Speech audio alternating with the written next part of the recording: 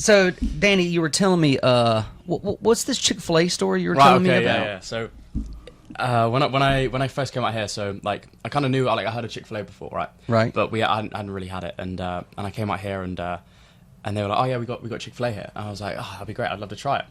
And they're going to the fridge, and it's the sauce. Yeah. So I put this sauce on. All we've been having is like eggs and rice. So I put the sauce on my rice, and it was like discovering toilet paper the first time. it blew my mind. No, honestly, I had rice since that every single day, but I couldn't have rice without the sauce. Really? But what you didn't realize is this whole time I thought Chick-fil-A was a sauce. I thought it was like Heinz ketchup. I thought it was like... So you thought Chick-fil-A was a sauce and not like food? Not like a fast food. It was a condiment. Yeah, and then we drove past it, and they were like, yeah, that's Chick-fil-A. And I didn't say anything out loud because it was proper embarrassing, but I remember seeing the building, I was like, the whole building for sauce. It's quite like, we don't do that in England. That's quite cool. And then then after one of our training sessions, we went there, and I had the burger, and it was unbelievable. But yeah, that was my quick. That was your story. quick, like, I thought Chick-fil-A was a sauce. Yeah, no, that blew my that's mind. hilarious. So obviously, you're from London? Exeter. So I'm like down like 3.5 hours southwest of London. Okay, and what's it called again? Exeter. Exeter? Exeter, yeah. So it's like you're leaving. Yeah, you've got to exit her. There you go. Not him. Exit her. There you go. Exeter. Okay. All right. Cool. Quick. And so, you had your first Chick-fil-A here in the States. Yeah. And then you also had your first Bojangles experience today. Is that right? Today, yeah. Yeah? And how was it? Unbelievable. Heavy, that like it sits in you, like it weighs me down. I couldn't run right now. Not very fast anyway. I think I'd get stabbed first, It sits in you. Yeah. I think if I was running away, I think I'd just stop and I'd just take my beating. He's like, no. Yeah. Oh God, that's funny. Yeah. So, but now you're from the UK. Yeah. Is it the UK, England, UK, Britain? Like what is the proper? England. England. I'm from England. Okay. Yeah. But the UK is England, Ireland, Scotland, Wales.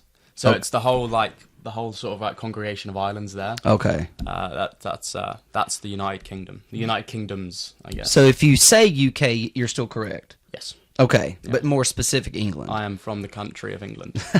There you go. And how in the world did you end up in Statesville of all places? Wow. Okay, so awesome story. I guess I'll go with a little bit of a shorter version just to get to Statesville. So last year when I was at Neo Show, I didn't want to go home. Okay. I went home at Christmas, and the first 2 or 3 days back, I didn't tell my dad this, but the first 2 or 3 days back, I felt horrible. I didn't want to be home. I felt like I was just being subbed out of a game. You know, I was like, I've just been brought off, you know, thinking it was the right decision, and but I felt like all my progression had just been put on pause. Okay. I felt like I wasn't getting any better by sitting out on the sideline watching other people do it. You know, I felt like I could have been somewhere else doing something else rather than sat at home doing nothing. You know, once I've been away for 5 months, every day working towards my goal, all of a sudden I get brought back and I'm back home and I'm going to the gym and I'm doing this, but people want to see you going out for coffee and the same grind isn't there. Right. You know, so I felt like I was losing. I felt like I was failing, and I realized how fast time goes. And I thought this is such a big time of my short time. That I can't waste any of it by not grinding every day for what I want. So, which is it's a double-edged blade, because when I was home, I realised that after a couple of days, and I was in the gym every single day, and I didn't see a lot of people.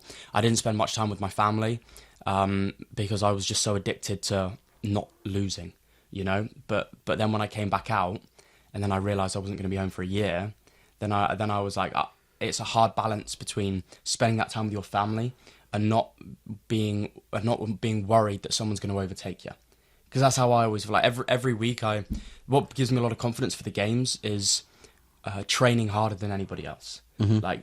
If I've put in more hours and I've trained harder for that game, there is no reason why I can't perform the best. You know, if anything happens, that's outside of my control. I've done my bit. You know, and that's how I've always been. I've never let anybody else have the excuse to say, oh, you didn't work hard enough. You know, right. You can say I'm not good enough, that's fine, but you will never be able to say I didn't work hard enough. You know, and you're playing right now for Statesville FC. Yeah. And the position you play is striker. Yeah. Okay. But you go to college in Kansas. in Kansas. Yeah. So when I was going to nationals, and I performed really well at nationals, and I told my coach, I was like, I really want to stay out for next summer. Like I don't want to go back. Like I saw two of our freshmen that a year before I got there, they were freshmen, so sophomores when I were there. Their freshman year, only 2 people stayed out in America and did summer league, and those were the only 2 players that got Division 1 transfers. Now I don't want to say that that's like why, but it definitely helped with their contacts, the contacts Sure. they made. And I thought, well, if I have the opportunity to do that, then it's a no-brainer for me. You know, I hopefully I'll have the rest of my life to spend with my dad and my brother. But this short period of time, I don't want to ever look back on any regrets. You know, my dad wouldn't let me. It's hard with my brother because he doesn't quite understand. And whenever we're on like FaceTime or anything, it's when you coming home, Danny? I got a game this weekend. You gonna be able to make it? No, sorry, mate. But my dad's like, yeah, he would. I think if I told him I was coming home, he'd probably find a way to stop my flight. He would. Because he knows how well I'm doing over here. Right. And he knows how important momentum is, you know, Big Mo. And you don't want to stop your momentum, you know, not when you're rolling, not when you're snowballing. So, yeah, I told my coach, I was like, I want to stay out for summer. I want to improve. That's kind of all I'm about. I said, as I've said before, I never liked the idea of being a finished product. Like, I always want to go in somewhere and be like the worst player. If I'm like the biggest fish in the pond, I'm in the wrong pond. And I've always been like that. Some people love to thrive in a small pond and they feel like the big dog. You know, that's fine, but that's never been for me. I've always preferred to be like the little fish and swimming around and give me some time, and all of a sudden that will be my small pond and I'll move on. But being stuck in a small pond for too long ain't no good for your mentality, you know. That is such a unique perspective to have, because most people, to your point, would much rather be the big fish in the little pond. Yeah, it's comfortable. Yeah, right? Yeah, it is. Yeah, but comfort fills. And a lot of people fall into that comfort zone and don't want to be challenged, right? So you do have to challenge yourself. And so you said earlier, you mentioned it's not your goal. What is your goal? Long term? Sure, short term and long term. Okay, so short term and long term, to improve. That's my goal. I just want to be better tomorrow than I was today. Okay. You know, that's all I want to do in anything. In anything in life is to be better tomorrow than what I was today. That's how I attack anything, you know.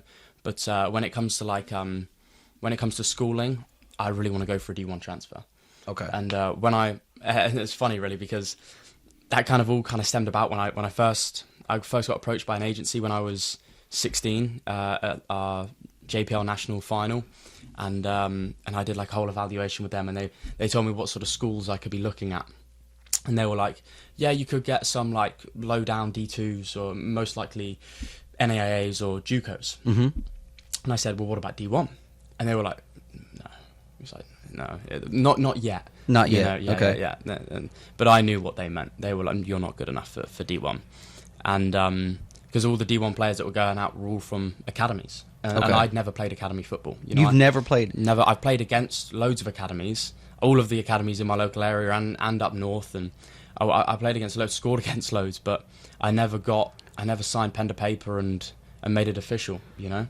But and I'm playing with players now like that are coming from academies all over the world, like top academies. Yes. And I think it's so funny because before I came to Statesville, people were telling me like. And I'd see on social media, like, oh, you got this player, he's come from here, this player, and they look at his pedigree. Pedigree was a big word that got put out, like pedigree, like where they've come from and their level. And I was like, yeah, but they're playing the same level as me now. You know, they're playing the same. Their like trajectory, they've come down. This is where they were. Right. They're here now with me. This is where I was, and right. I'm here now. We're going to cross paths, and I'm going to say goodbye and see you later. You know, I love it. And that's me going through those ponds. You know, jumping through those ponds, and always wanting to be the low down one where everyone's like, oh yeah, don't worry about him, he's from here and here, he hasn't done anything, he's low level and all this, and then you're underdog in the fight, you know. And I've always been that, and I've always loved being that atmosphere of fight and win, you know. Yeah, the first time we spoke, I could tell immediately that you like being the underdog. Yeah. You like, I don't say you like for people rooting against you, but you also kind of welcome it. Yeah, you know, yeah. You want to show people. Absolutely, you know, yeah. shove it right up their arses. Yeah. Well, it's I think everybody should. Like, if there is somebody that's rooting against you, like, first of all, what's the reason for it? You know, and a lot of times it's because they're not comfortable with like their position, and they're seeing you go on and achieve great things, you know, and it's easier for them to point fingers and to put you down than it is for them to look at themselves and be like, no, actually, I should start doing that, you know? Anyone, like, throughout my whole life, I've always been around people that were better than me. Right. You know, and I've always been, and instead of, like, shriveling up and pointing fingers like everyone else and joining the crowd, instead of that, I've asked these guys for advice, you know? What can I do better? You know, that, like, I've always been around players that were arrogant, that were cocky, but they were great players, you know, and all I wanted to do was learn from them. So, like, they'd say horrible things, or you'd hear these sort of things behind my back, and it wouldn't faze me. I'd still go up to them the next day after I heard what they were saying about me, up to their face and ask them, can you give me some advice? What can I do to be a better person? Like, all my pride and ego goes out the window when it comes to learning and improving. I'll ask anyone, no matter what you've said or do to me, if you're in a better position than me and you're where I want to be, I'll do anything to get into the position to ask you for your advice with me. So many people are so scared to ask. Yeah, no, why? Those people you're asking advice for, they were the people that asked for advice. Right. You know? It's hard to get that message through. Like, I try to teach my son, he's 9, you know, go ask, you know, go get the picture, you know, ask Danny for a picture, Yeah. you know, and they're like, no, they're so scared of just being embarrassed or the rejection. It's actually, it's good to get rejection. Absolutely. You learn from that. Well, my dad taught my whole life. He's been an incredible teacher, and he still is now. He always will be. He'll always know more than me, even if he doesn't. He'll always know more. And he told me this, like, I guess analogy of what it was. And imagine if you were 29 no's away from a yes, and he gave me the idea of like asking out women. He was like, imagine you have to ask out 20 girls or 29 girls, but the 30th will say yes. You know, he's like, how fast would you go and find every single girl you could? Be like, can you help me? No. Can you help me? No. Right. 2, 3, 4. Right. 5, 28. Can you help me? 29. Can you help me? Right. Okay. Can you help me? Yes. You know, and he was like, take that into life. Like, eventually you're going to get through. Right. You know, but if you don't ask, closed mouths never get fed. If you don't ask, the answer is always no. You know, if you're relying on people to come and find you, you're not putting your foot in the door. You got to find that confidence in yourself. You know, mentally, there was Michael Owen. He said it actually. He said that your mental set of how you view yourself has to always be above where your ability is. And he said, because what will happen is your ability will catch up to you. You've always got to be in that, like, that overconfidence where you think you're a lot better than what you are. Yeah. In order, and then your ability, like, subconsciously will catch up. But you've got to be willing to work at it. You can't just say, oh, I'm going to do this or I'm going to do this and then not do it. Yeah. You know, like, I told Buck I was going to score the hat trick, and I told all the people at the investors meet that I was going to score the next day. Like, if I'd have done that and then not seen it through, then it's just like, oh, this kid's an asshole. He's just another one of those pricks, you know. Right. But because you see it through, then it's like, but I took that risk. Like, I obviously I knew I was going to score a hat trick, but God didn't come down and tell me. You know, It wasn't like you have to take that risk, and I think your biggest risk should be yourself.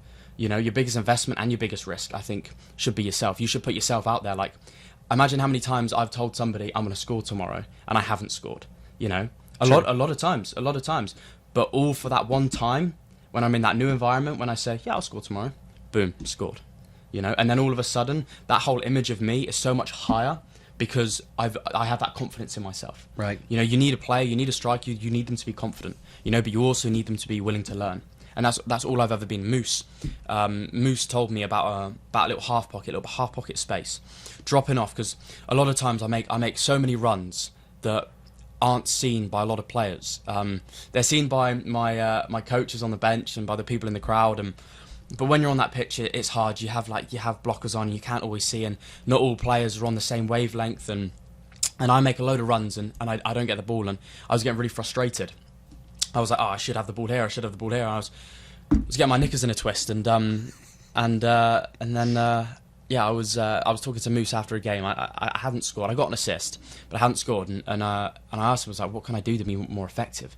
Like, in this system, like another system, I'd score like 15 goals this season. You know, if we played that ball every single time, you know, we kept feeding me. But that's not the system we play, you know. So I've got to adapt. I would never ask a team to adapt to me. Right. I adapt to the team to fit into the team, you know. Otherwise, they won't play me, and I'll sit on the bench, and that's my reason. You know? But you don't want to give them a reason. You want to adapt. And I spoke to Moose, so I was like, what can I do to play? What can I do to be more effective so that I'm not just running, but I'm running and I'm being effective. I'm helping the team out. And he told me about this little half pocket space where you can drop off, receive in this little pocket, and then play the ball. And I was always just running behind, playing with the ball. So it was a big change to my technique. But he told me this, and I was like, well, obviously I'm going to do it. Right. You know, this guy's got, like, you see where he's played, you see what he's done. Like, any advice from him is like liquid gold, and I got to be a sponge to soak it all up. You know, and he told me about this half pocket space, and I got 3 assists from being in the half pocket space in like the next like 2 or 3 games. You know, I finished like top assists and top goals, top assists because of him, because of that advice. Because of that simple advice. That simple little advice he gave But you me. asked. But instead of me going, oh, I'm too scared, or instead of me going, what does he know? He's old, he didn't play for 20 years. Instead of me making all these excuses and being the proud and the egotistical, no, it was a complete opposite. Like, I was back to being like a little kid in reception, sat in that front row on the carpet looking up at the teachers, counting the numbers. You know, just soaking it all in, just learning it all, you know. But you got to be very careful with who you do that with, like, and it's the same with criticism. Like, you find that sometimes you can take advice from the people that you take criticism from people you won't take advice from. You know, there's a lot of people that are willing to shoot you down, that themselves are lower down than you. You know, Mm-hmm. you can't if you're up on a ladder, I can't knock you down without being below you. You know, so you got to be really careful with those people that are trying to knock you down. And like I said, if you wouldn't take advice from them, don't take criticism from them either. You know, Right. And Moose was one of those guys where I would take advice and criticism from him. You know, and when he told me that, and I did it, and just like that, it worked, and it changed my season. You know, from being like, oh, just a selfish goal scorer, Right. to actually, no, he's got the most assists as well. You know, just from that simple bit of advice, and all I want to be is be in those areas and be in those clubs where I know nothing. You know, and I walk in and I'm like, whoa, I'm like way out of my depth. Right. You know, because that makes me smile, because I'm like, I've got so much to learn. You know, even when I first came to Statesville and I got straight off the plane and I came straight here with all my bags, I came straight to the game. I think I got a couple minutes late, and I came down on the bench and I was watching them play, and I was like, wow, this is quick. I was like, these guys are. I was probably like 48 hours sleep deprived, but I was getting my eyes in, and I was watching the ball zipper pass, and I was like, whoa, this is quick. So they play a fast pace. Yeah. When I first got here, that's what it seemed to me. I was like, I felt out of my depth. You know, Okay. I was nervous before I got onto that pitch with these guys. You know, and now you look back, you're like, oh, why? I mean, look what I've done in that. But no, when I first sat there and I watched them, I was like, this is a quick paced game. I don't know if I'm going to be, you know, I'm going to suit into this style straight away. And then I smiled and I was like, how many times have I done that before? Right. How many times have I been in this position where I'm like, wow, I feel like I'm out of my depth there, you know? And then I'm like, oh, wow, let's just see, you know, let's just see how it goes. And first session, boom, smash it, you know? Because you raise to the level, you know? It doesn't eat you alive. You fight and you climb to the top, and then all of a sudden you're the top of that level. And then that gives you the confidence to go into the next one, you know? So yeah, that's all I'm like end goal. I mean, back to the original question, I guess, is being somewhere that's like such a high level above me, you know, and people are looking at me as if like, how's he got in there, you know? Sure. And then within a couple of weeks or a couple of days or a couple of months, however long it takes, I show them, you know? I go from a 30-minute off the bench player to starting, you know, and that's what I've done everywhere I've gone. I've always gone in at the start, being at the bench, and then I'm starting and I'm getting all the stats and the awards, and yeah, that's all I want to do. I want to just push, and I want to play higher and higher and higher, and wherever that leads, that's in God's hands. You know, I'm gonna do the best I can do, and yeah, whether it's a Division 1, whether it's professional, whether it's opportunities elsewhere, whatever it may be, that's I'm just know I'm going to work every day to be better tomorrow than what I am now. You have a lot of determination and a lot of grit, and you're very. I mean, you're young. How old are you? 20. You're 20. You're very insightful for a 20-year-old. How? I mean, I know 40-year-olds who aren't insightful. You know. So, but where does all this determination come from? My childhood. Yeah, definitely my childhood. I had quite an interesting one. From where I am now, there's not a lot of people that are in my sort of, like, I guess, bracket of people, like the people I'm around in my environment. There's not a lot of them that have come from what I've come through, especially not internationals in America, because the moment you see like an international in America, you're like, this guy's got money, you know, like in order to Right. be out here, like you got to have like a stable family supporting you financially and not have to worry about any of those sort of things. Not me. No, not me. I had a very interesting life and a very interesting childhood, and I I was for the first early years of my life. I don't really remember much of it, but my dad had filled me in as I got older. That it was a little bit iffy, but it evened out for a little bit. And there was a small portion of my childhood when I was at primary school that was I guess you could say more normal. Yeah. And yeah, then everything went off the rails. And my mother was my mum's sick, and she's an alcoholic. Mm-hmm. And a drug addict, and it all kind of stemmed from my dad. My dad had an accident, and he was like the stronghold of my family is, and he was kind of keeping us going. He took me to all of my sporting events. He made me believe that there was no problem at home, that our normal was everybody's normal. You know, he was the protector. He was my shield from everyone saying, you know, if somebody told me it was black, but my dad said it was red, that's red, and you're wrong, you know. And he kind of gave me that safety of, you're okay, you know, this is normal, this is okay, this is just going to make you a stronger person. So everything that I went through as a kid, all the setbacks, all the no's, all the noise, you know, my dad turned it to encouragement for me. And he almost made noise become cheer, you know, because at the end of the day, that's all it is. Whether I told you, I like to go back to this one, if I say I love you, you know, we all interpret that as, oh, thank you, you know, that's nice, I love you too. But if I say fuck you, then it's oh, what are you saying fuck me for? Right. But what if you were brought up knowing that fuck you was I love you, you know? So he turned oh, you can't do this, and then when I heard that, it was, you can do this. In fact, I'm worried you're going to do this because I'm telling you that you can't. Right. You know? So then that would give me confidence to do it. So the more negative things I went through, the more it kind of gave me that superpower to push past. And the more people that told me I can't, or the more people that made my situation seem like a charity, was the more people that made me realize how close I was to doing it.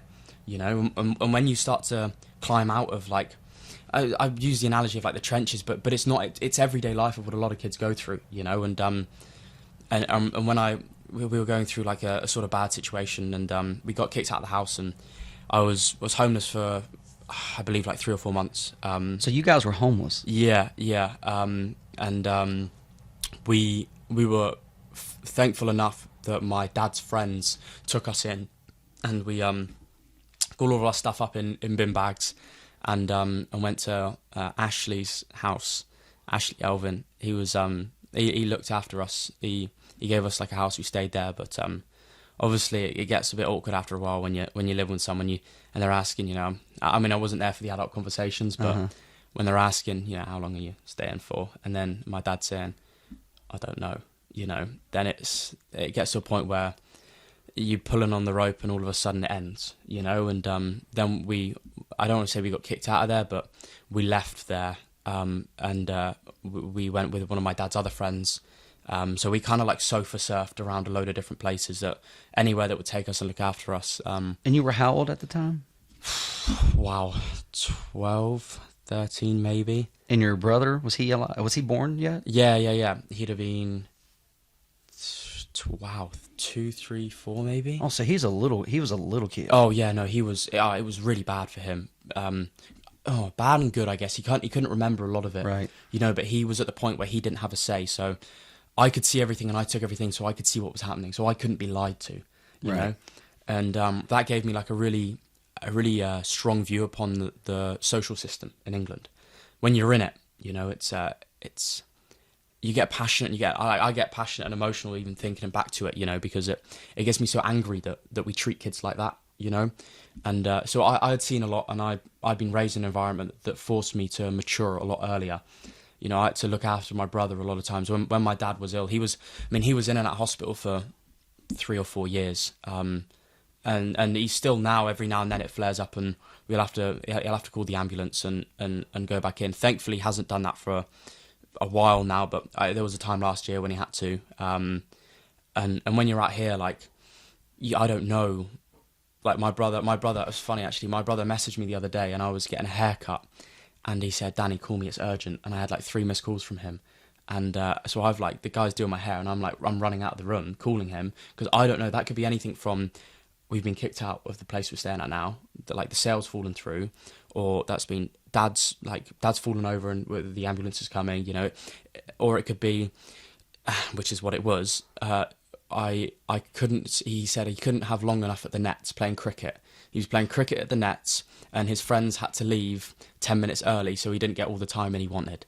And I'm shaking on the phone, telling him off. I'm angry at him, right? Because I'm like, you can't do that to me, because I don't know what it entails. And so when my dad got injured, and this other man came into the story, Case, who he was a company owner. He owned a company, Logitech Recruitment, a big recruiting firm, and my mum and my dad had built up a recruiting business called Gravitas Recruitment. And from what like I said, I was quite young at the time, but from what I know, it was quite a good company. I mean, they had a little office in our city, and they had like 1 or 2 people working for them. Like, they were growing, and my mum, before everything went off the rails, got like businesswoman of the year. Like, they were really going well. But it is an illness, you know, being an alcoholic, and she was sober for a good time. But when this guy Case came in, and he got friendly with my mum, and seeing my dad as a weakness, because he was in hospital and in bed a lot. Whenever he was home, he was just bedbound. He could not move. He was horizontal, and they were giving him some really, really strong medication, morphine to pentatol, Wow. like loads of like really, and he had to take like a bucket of these a day, and he never would, because he hated them. Right. My dad hated, same as my granddad. Like, he wouldn't, like, if he told he had to take 8, he would take a quarter of one. He hates having to rely on a tablet, because he knows then he builds up that like immunity to it, you know, and it becomes less effective. He wanted to, when the pain got so bad he couldn't breathe, he could take 2 tablets and that would knock him out, rather than having to take 8 or 10, you know, and he knows that it's not good for him. So, but what was happening is he would take 1 out of the 8, and then by the next day those 8 were gone. And my mum was taking all of them. Oh man. Yeah, so there were a couple of instances where I found out later that, you know, there were I'd say potential overdoses, but when you're in that sort of mind frame, and you're an alcoholic and you're an addict, like, I don't even know if you don't think about the responsibilities. I think it's just your pain and the illness that just eats away at you, and there were, I don't know, I genuinely don't know how she's still. Is she still alive? She's still alive now. She's in hospital. When I went back home, I went to see her, but hospital's the best place for her. She's being looked after, which is what she needs. She needs to be looked after. And do you still have a relationship with her? No. I made sure that from when they went to court, and she would message me, and I saw everything kick off. I saw how she treated my dad. I saw what she did to us, and I still gave her a chance and a chance and a chance and a chance. Where I should have cut that rope, I gave more and more and more. And what I realised is it was unravelling from my own heart. And I was giving my heart, and I was giving my emotion for someone that was just taking it away. I thought it was going to be like a relationship, and I was going to help, you know, like my dad, a bugger for a lame dog, you know, always wanting to help, even when we get bit. And it just wasn't any good. And at the start, and I was messaging her saying, oh, you know, she'd be like, oh, I love you, hope you're doing well and whatnot. And I'd obviously messages back. And then those messages got taken to her solicitor and put into court against my dad. And then my dad got accused of alienation, that he was alienating me against my mum. So from that point on, I realised that I was just being used as a pawn. Like, my emotions were just being used and twisted. From my own, whether it was my mum's choice, or whether it was the solicitors or the lawyers, because I remember she spent like 25 grand on a lawyer and like, on our solicitors, what you guys would call lawyers, like, to get like 20 grand more on the house sale, so that my dad couldn't have it. Like, that's the sort of level we're looking at here. And when she then got given ownership by this guy, that Case gave her ownership of this company, and we have all the paperwork at home, and it was at like £980,000 like valuation when they killed the company. And she'd never paid child support. Like, she owed something like £42,000 in child support over those like weeks. But what was happening was he was drip feeding her money, So whenever she would go to the court and be like, look, I don't have any money, you know, but she lived in a 4-bedroom detached house. She had a dog. She had like 2 cars, you know, but she didn't have enough money to pay child support. So yeah, this amounted a lot and a lot and a lot. And during this time, my dad's going to the food bank, living in an overdraft.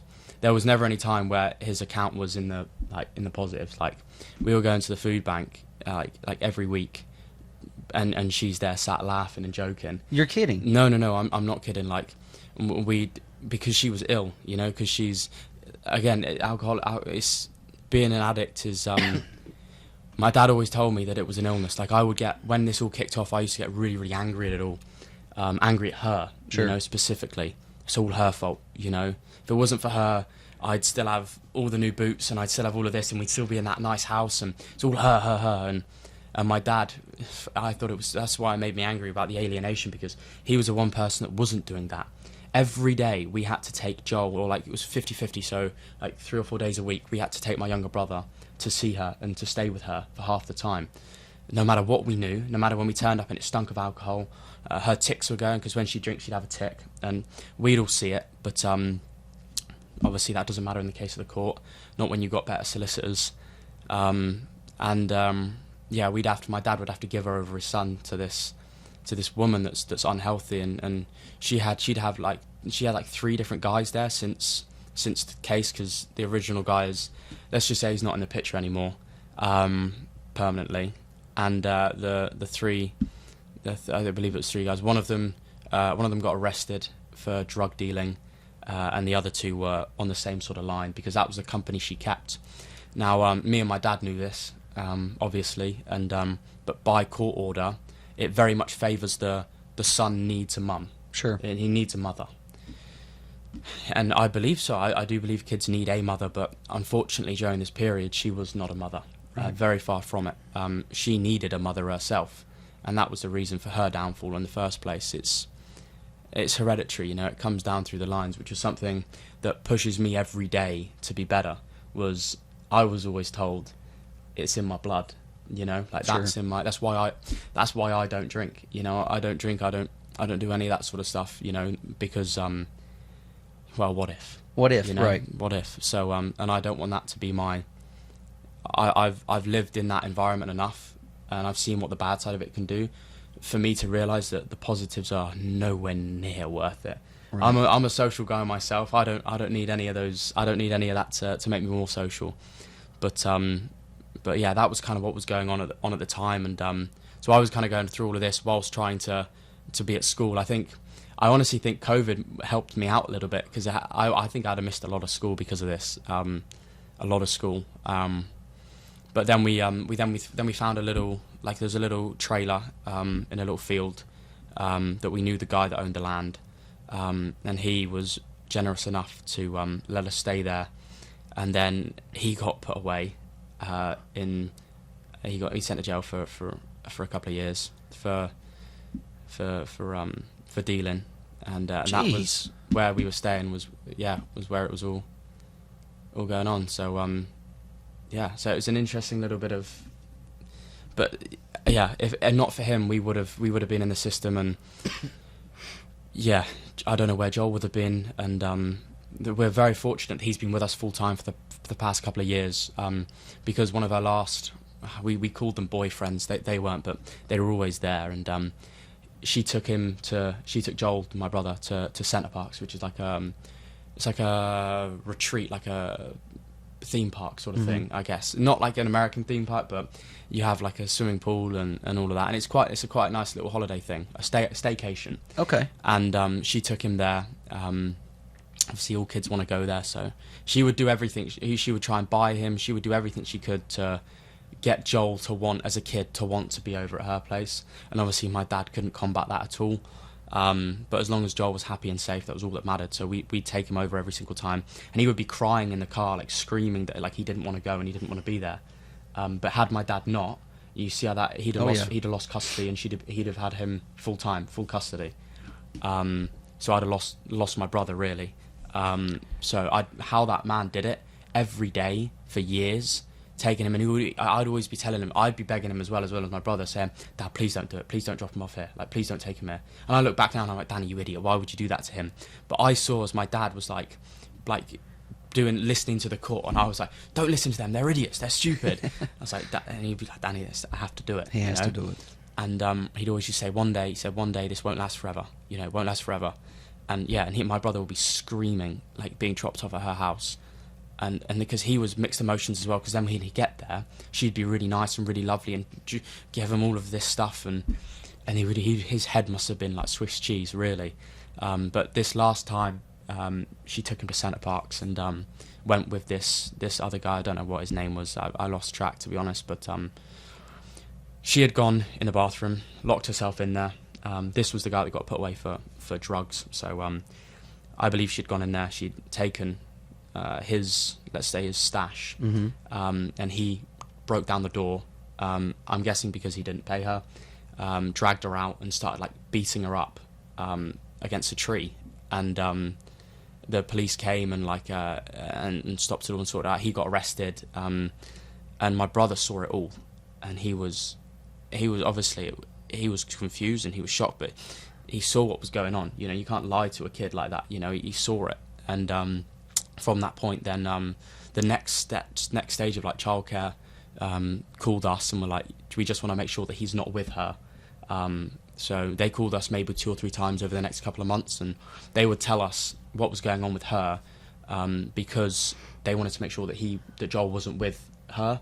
Like she got the ambulance got called to her house a couple of times. They broke down her door. I believe one of the times she was like, I believe she called up herself saying that she was gonna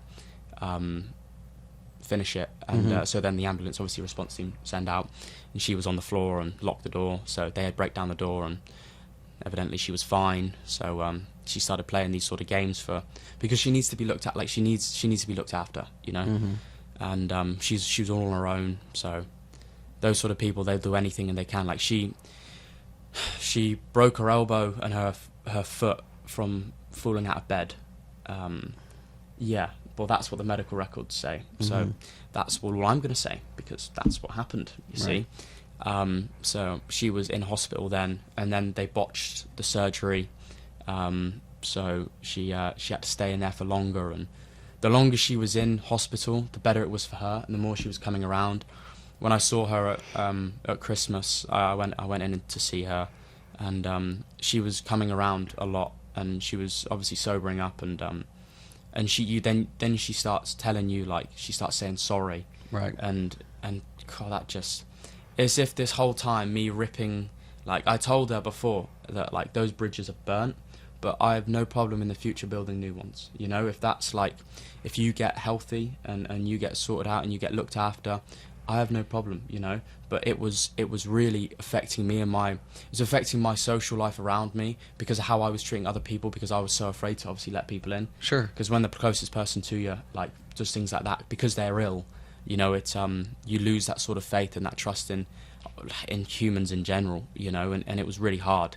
So I had to make that decision to cut all ties, and it was easier to hate than it was to feel bad at the time, Sure. But then as I got older and I matured, I realised that it is an illness and she needs help, but not at my extent, Right. And so I made one of the things, like, straight away in the thing is in the court, because I was really young, and by the time it got to like the court stage at the end of CAFCAS, I think I was like 13, 14, and they were saying we had like supervised visits with her and everything to try and like integrate us back as a family and all that rubbish. And pardon me. And I remember telling CAFCAS, Carly was the name of the lady who worked there, and I remember I gave her like my spiel at the time, and I was like, I'm not doing this. Like, I'm not being around her like this. I'm not being treated like I'm the one that's ill, because I'd be in with these ladies and they'd be treating her as if she was like a brilliant mother, and looking at me and my brother as if we were crazy for not wanting to be with her. Right. And it's their job to integrate us back together. So I'm sure that's what they were doing. But I'm there with my dad, and my dad's not like allowed in the room, or he's got to be here. And my dad's treated like the bad one, And I hated them for it passionately. And I told them how I felt. So they labelled me as there's like a certain word, and I keep using a certain word because I keep forgetting to search it up. But in England, in the system, in the childcare, if you're more mentally mature than your actual age, you can have your own say in court. Okay. So I said I'm full custody with my dad. I don't want anything to do with her. And I said that straight away, and they honoured it, and that's what happened. And you were how old then? 13, 14. 13, 14. That's a tough decision for a kid to make. Yeah. You know, and your dad, man. I don't know. He's someone you'd want to talk to on here, because I don't. One day I want him to write his own book, because I don't know how, like, the mental fortitude of being like, imagine that feeling of being like led in bed, like almost paralyzed, like, and you got like another man in the house, like in the house with your wife, and he's bringing her drink, getting her ill again, and then she's making bad decisions because, and had he not had that injury, who knows? The first business that we had could have taken off, and Right. this time next year we'll be millionaires. Sure. You know, it could have been like that sort of deal. So, But how he did that, I have no even idea. you know, having you not wanting to go with your mom and your brother crying and screaming, and him having literally no choice because he can't not do it because he'll go to jail. Yeah. So having to make that decision over and over and as a dad. Yeah, could you imagine doing No, that? I could not imagine. I can't stand to have my kids cry. You know, you want to make it better. Yeah. And you do that over a toy in the superstore, let alone, you know. Unfortunately, yes. More times than I should. But also, you know, you're right. It is a disease, and drug addicts are manipulators, and they're master manipulators, and that's part of it. You know, manipulating the attorneys or solicitors, and even in that room where she's playing nice mom, and you guys are the problem. That was so hard. You know, having to go through all that at a young age, and then making that decision of, I don't want to be around her. I mean, it's a very mature decision in a position that you were put in. So that explains. Yeah, I guess it like touches on a little bit of it, but yeah, it just put me so far away from that sort of world, and I remember like a little bit after this time, but I was still like 15 years old, I believe. And I saw this. I met up with this girl at the gym, and she was telling me about her family issues, and it was similar to mine. And I remember telling my dad, I was like, I'm never seeing her again, because I couldn't be in that world. I learned enough from my dad to, like, some people need saving, and some people want to be saved. Correct. You know, and you got to be careful. You know, blowing air into a balloon is brilliant, and tying hold and it flying away is great, but holding on to an anchor that's going like 1,000 meters down in the sea, you're just going to end up down at the bottom with it. You know, you got to be very careful with the people you choose to help, and the people you choose to spend your time with. And I've been very fortunate to learn those lessons early on in life, so that now, when after that like little glimpse of like what I've gone through, now when I meet people and I choose my circle and I choose who I listen to and who I take advice from and who I take criticism from, it's all from that, like, from having to make those decisions early on in life, and to knowing what information to take in and what to take to heart through trial and error, through like a long time of not knowing what I was or who I was loved by, or if I'm supposed to love them, or am I supposed to do this, am I supposed to do that, through a whole whirlwind of that, you know, to finally get into the position where I have a strong and I have like a more of a hard-hearted decision and view upon people, you know, which maybe I don't give people enough chances now, because I'm good for knowing like I'm not going to give you a second chance sort of thing, and some people need a second chance, and I'm like I said, I'm always learning. Even with that, like I went so far one way to hatred, and then I'm trying to find the balance in the middle of knowing who to help and who to be there for, because that's all I want to do. Like my whole, I talked to you about improvement and that, but I want to help those kids that have gone through that as well. Yeah. I'm trying my hardest. It's quite hard at college, and I'm not going to make excuses because plenty of people have done it, but I'm really trying to set up a non-profit organization in Kansas City. I've got a contact that works with single mothers through AA, and I'm really trying to set up a non-profit for those sort of kids that didn't have like the dad, that didn't have my dad. You know, had I not had him, God knows, I probably wouldn't be here. You know, it's just the truth. You know, a lot of people don't have that man that turns the can'ts to cans, you know, and a lot of people find God through it, which is incredible, you know, that becomes their dad, you know. But I want there to be something out there that's more reachable for everybody. I want it to be like a smartphone. I want everybody to have access to it, to where you say, I want to do this, or I want to do this, or I want to change the world, or I want to be one of those people that can help. Like, you have all the avenues too, you know. I want to be able to make kids' dreams into realities, you know, and a lot of people do it. I sound like Willy Wonka from the Chocolate Factory, you know. But what we don't realise is we are so close to it. Like, a dream seems so far away, like it seems like it's up in the clouds, you know, and you daydreamers, you know. Right. Yeah, one day I'll be up there, you know, and it just passes you by. Days come, nights come, and it's still up there. But it's a difference between those people and that whole time you're up there watching it, and you're just looking at it. Like, down below you've got a person that's building a ladder, you know, and you're looking at him like, what's he doing that for? You know, I'm sat here relaxing on the nice grass, and he's there all in the mud, smacking together wood, and for ages, for weeks and months, and eventually he builds this ladder, and he starts climbing, and then I'm looking at him as if like, what's he doing that for? You know, it's dangerous up there. It's much safer down here on the ground, and I can see it. It's up there. That's where I'll go there one day. And he's climbing, and all of a sudden the days pass, and you look over, and he's really close to the dream. And then you go, oh shit, well, I got to build a ladder, you know. But your dream has passed. He's got it, you know. And you got to be. I want to build people's ladders. I want to turn those people that see their dream and want to do it, but because of like other circumstances, like they can't get it. Like a lot of single mums, like my friends, John, his name is, he's an incredible man.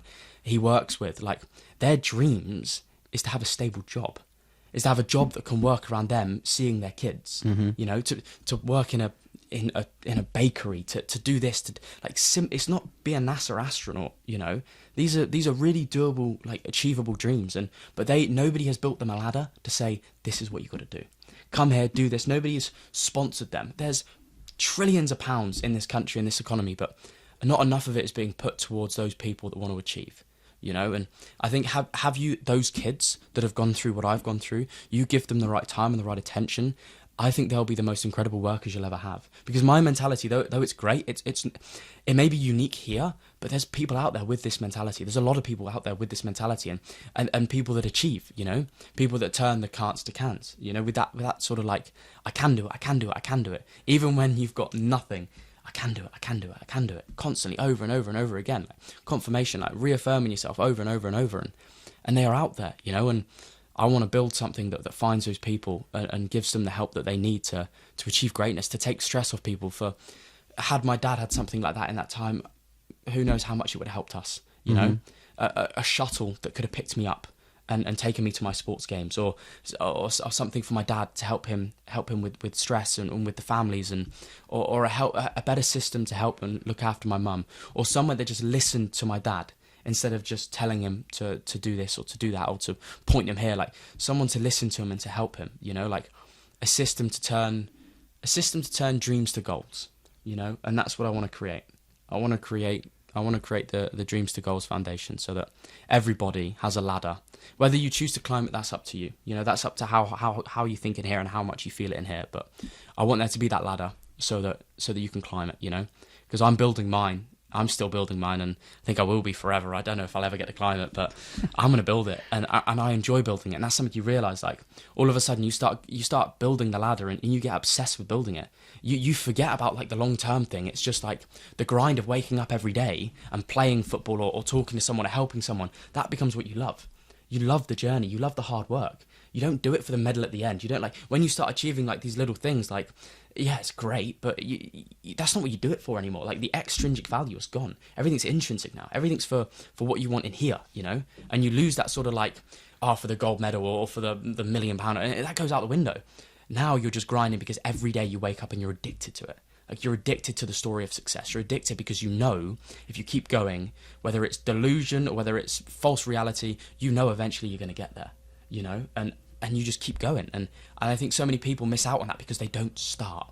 You know, they're so afraid to start. And some people, it's too late and they have responsibilities. But that's where, like, a foundation that can help those people comes in. because it wouldn't, with, like I said, with the amount of sponsors and the philanthropy we have in this country, like, it may be a couple $100 for a train ticket or a bus ticket for a year to do a certain course, to get a certain degree. It may be 30 quid on an online course to get qualified to do Zoom calls. Like, it's nothing. It's very little, like, pocket change here, there, and everywhere that these people, these families, and these mothers need, that could stable the economy so much. And we'll find less people that will be in places like Fifth Street Ministries, and more people helping those people, you know? Yeah. And it was so close to it, I believe, but there's just nobody's on that forefront pushing for it, you know? And I want to do it. I want to be that person. And I know there's people out there like me that want nothing more than to help, you know? Like, I do the football and my education and everything, but what really makes me happy is, like, helping other people. And you could ask anybody that's close to me, they will all back that up. They will all say the same thing. Like, that's my main sort of, like, motto, and my main sort of, like, analogy, I think, to, like, metaphor, I guess you could call it, is like, I'm religious myself, but I like to bear the question to a lot of people of what if? What if when we're done, we're done? What if after these 80, 90, if you're lucky, years, we're gone forever? What if there is no heaven? What if there is no hell? What if you're stuck as a spectator, like right now, like just in this room, just watching? Just imagine a pair of eyes, just stuck, just watching everybody, like, and you can't move. You're just stuck spectating, thinking about your life and what you did, and everywhere that you went wrong, and imagine how bad after, like, a couple of months that you would want to be reincarnated, that you would want to wake up and just open your eyes and be alive and feel like human touch, feel like what it's like to bear your own weight, like. And then imagine after a couple of years, you couldn't imagine, like, no human alive could imagine the need for life as much as that. Like, you would beg to wake up in anybody, anywhere on the planet, in a homeless man under the bridge, to someone that's just come back from war and is a quadriplegic, you know, who has to be fed through a straw and can only see, you know, but to feel what like fresh air feels like on your eyes, to have to close your eyes to blink, you know, like that sort of gratitude. Anybody, no matter how much of a horrible person you are, you will want that. You will need for that. But we don't wake up the next day like that. No. We think, like, tomorrow is a promise. It's like, yeah, it's all right, you take today off, it's fine. Tomorrow, you'll do it, just have fun tomorrow, you know? But we don't wake up tomorrow thinking, oh my God, I'm alive. Like, I get another chance. I got to do this, like, this could be my last chance. Like, we don't live like that. We live as if, like, it's another day. And we got another one. All right, kids, right. It's one of them. It's like, yes. It's a chore. Yeah, you're right. And I don't know why, like, and then it comes down to the, I want to be one of those spectators one day, and I want to be able to stay there for thousands and millions and forever, content, knowing that if you gave me another chance, if you gave me a body, if you gave me another opportunity at life, I could not do any better. And that is what I want. I could not help anymore. I could not affect the people around me any better. I could not change enough lives. I could not make the world a better place, you know? And when I found happiness, when I saw that, I found true happiness in the little things. Like, the gratefulness came massively because of my childhood and obviously what I'd gone through. Like, I was very grateful anyway, but when I had this, like, it made me even so much more grateful for, like, the little things around me, you know? All of a sudden, everything becomes, well, that happened, but what did it do for me? You know, because one of my friend in Kansas, John, he said, first things happen for you, and then things happen to you. You know, it's one of those very, very sort of little things. You have to change your mentality to how you view things, and you've got to see that how all these things are like, oh, this has happened, it's all happening to me. No, this is happening for you. You know, and you change that aspect, and you change that view, and all of a sudden, everything that crosses your desk becomes an opportunity. You know, and I think like. I personally, when I kind of got this sort of, like, mentality, I don't know how more people don't have it. I felt like I cracked the code to, like Pandora's box. I was like, oh my God, I figured it out. Happiness. Right. This is where it comes from, you know? But and that's where I found it, and I think, and a lot of people now like see like what I've like done here, and I get a lot of like, oh, you're lucky, like you're really lucky, and my dad used to hate that when people would say, oh, you're so lucky, Danny, to have this. My dad would just like give me the side eye, like they don't know, you know, sort of thing. Like if they were in your position, would they be here today? You know, and like the little things like that, and they don't realize like what goes on behind the closed doors to make the luck, you know.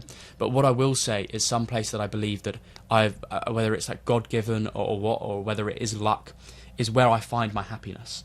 Like I find true happiness when I hold the door open for somebody, you know, whether they say thank you or not, I don't care. Like I did my bit, you know. Holding that door, somebody drops something, I pick it up. You know, like little things like that, like little things that just make the conveniences that make me feel like a good person. They make me feel happy, more happy than winning, maybe not £1 million, but winning a bit. You know, like it just makes me, it gives me that true sort of fulfillment that doesn't end. There's no like, oh, I've got to spend my last £100 now. What am I going to spend it on? And then it's this, and then all of a sudden it's, yeah, but that's been in the house for a couple of years now. Going to sell it, I don't really need it anymore, or a new car, and then yeah, it's nice, but the novelty wears out. The novelty never wears out opening a door for somebody. I think a lot, I mean, obviously your outlook, you have cracked Pandora's box. I was just sitting here and listening to you, and I'm sitting there thinking, you know, I say I have to go to work instead of I get to go to work. There's so many people who would love a job and love what I do, or love what my wife does, or love what somebody else does, and there are days where we take those things for granted, and it's not it's more of a chore or a burden instead of a privilege to do those things. And I think your upbringing, you could have went one of two ways. You could have went down the same path as your mom, and that's the easy path. The hard path is the path that you chose to, I'm not going to be this way, I am going to work hard, I am going to do this, I am going to do that, I can do this. I know a lot of, you know, just from my childhood and people that I know, I chose the hard path. A lot of people I know have chosen the easy path. My dad always said, he has some incredible sayings, that guy, I'd say he's like Gandhi or something. He used to say, really simple, and somebody might think of this and be like, oh, well, it's stupid, everybody knows that, but when you really think about it, like it comes up every single day. And he used to say, easy decisions, hard life. Hard decisions, easy life. And he used to tell me that since like as long as I can remember. And I always used to be like, yeah, sure, yeah. He'd be like, you know what I'm gonna say? I'm like, yeah, hard decision, yeah. And then it just I brewed on me when I was away in America, and that was such a hard decision for me to leave my brother. My dad, not so much, because I knew I had his backing. And he just knew this was my opportunity. This was my shot. This was the open door that, had I missed it, I'm never getting again. You know, and I had to go, and he pushed me to go. So I was proud, you know. I was proud to be crying on that plane because I know what I'm doing it for. And I know everything that we'd gone through to get me this opportunity, you know. But my brother, leaving my brothers, that is the hardest thing emotionally I've ever done, was leaving because we had such a close-knit childhood because of everything we had gone through. And I tried my whole life so much to protect him and look after him, and so much so that I felt more of like a parent. You know, you're a protector. Yeah. And to leave him and him to say things like, when are you coming back? Like, and then you start realizing how much you're missing, and like, no matter how successful, like how well I do out here, no matter how many radio shows I go on, no matter how many people I meet, no matter how many millions I make in the future, or how much I donate, no matter how many people I help, I will never in my lifetime ever get to see his 12th birthday. You know, I'll never be able to buy that back, ever. And it just leaving him, it cracked me and it killed me. But in that space that cracked, grew more determination to realise, if I'm never going to see his 12th birthday, I'm going to give him the best 16th he's ever had in his life. You know, I'm never going to let him ever think that he's anything less than the most incredible person on the planet that can achieve tenfold what I've done, you know. And that became like that shake. It became like cocaine to me. like every time I get into that sort of passion and I start thinking about my brother and thinking about where he is and what he's doing now, like I start shaking and like, I gotta do it. I can't not do it. You know, I might as well be back there with him. Oh, I'm sat down in bed. I could be sat down in bed with Joel. You know, I could be taking my brother to cricket practice. I could be there for him. He could be coming out the school gates running to me, you know, and I'm not. But why am I not? I'm not so that when he's at school, he can tell his friends, my brother's in America.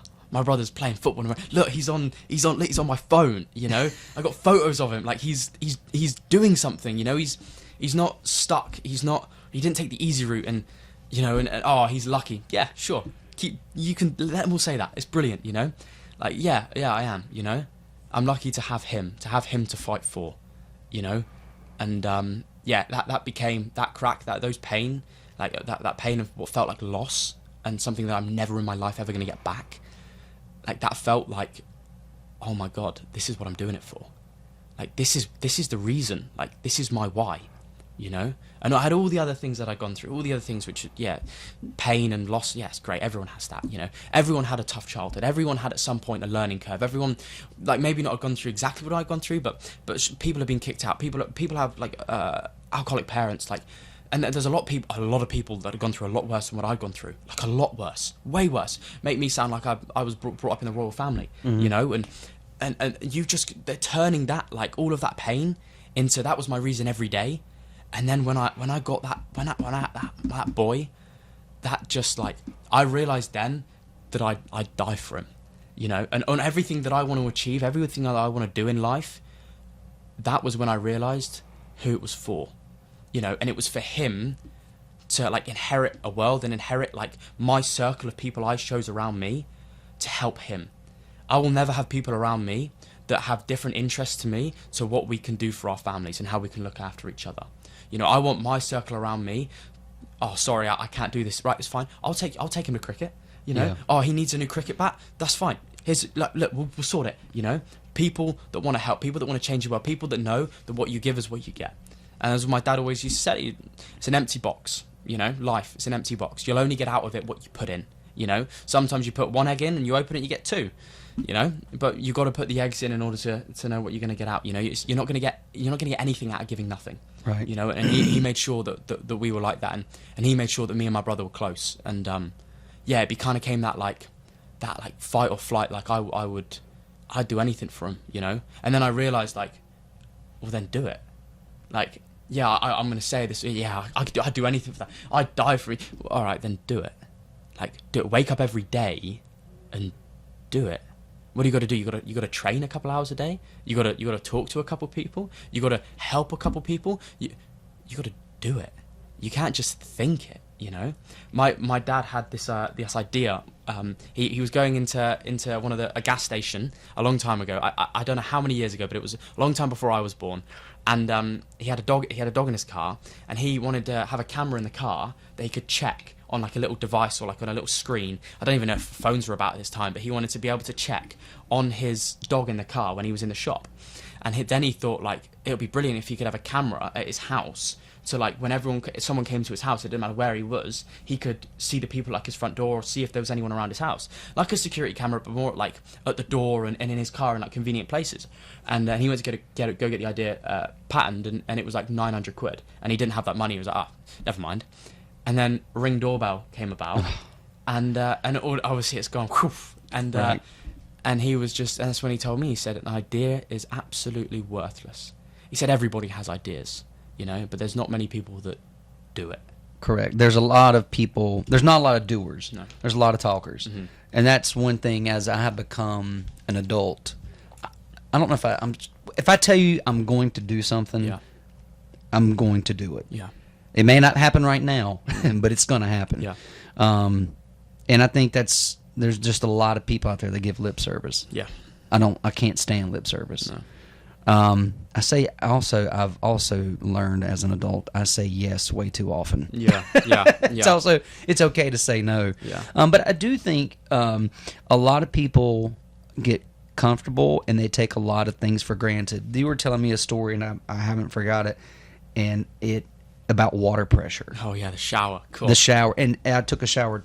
Every time I take a shower, You think about it. It enters my mind. Yeah. Like I pay attention to the water pressure. I've never really thought about that. Yeah. So when we moved into the trailer, and we've been there for a year and a half, maybe 2 years now, and when we finally got like permission to like stay there, we were just happy to have somewhere, you know, and the bathroom was like, I say a trailer because that's how we have it in America, but in England it's like a caravan, like a little static home, and it wasn't in the best shape, obviously, as you can imagine, for the situation, but we were just so happy to have somewhere we could all just be together and just us.